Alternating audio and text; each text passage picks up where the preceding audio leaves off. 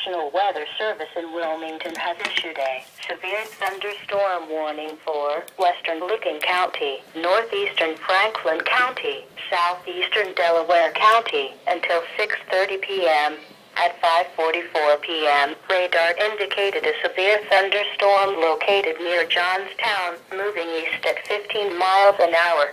Storm hazards include winds to 60 miles an hour, frequent cloud to ground lightning, very heavy rain which may cause minor flooding. Locations impacted include Pawtascala, Newark, Heath, Granville. In addition, Summit Station, Johnstown, Jersey, State Route 310 at State Route 161, Beechwood Trails, Alexandria, Fredonia, and St.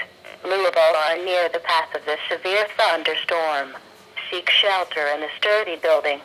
Stay away from windows and doors until the storm has passed.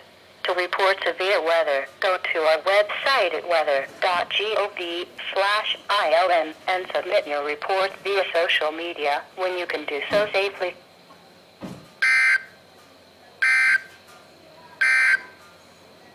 Now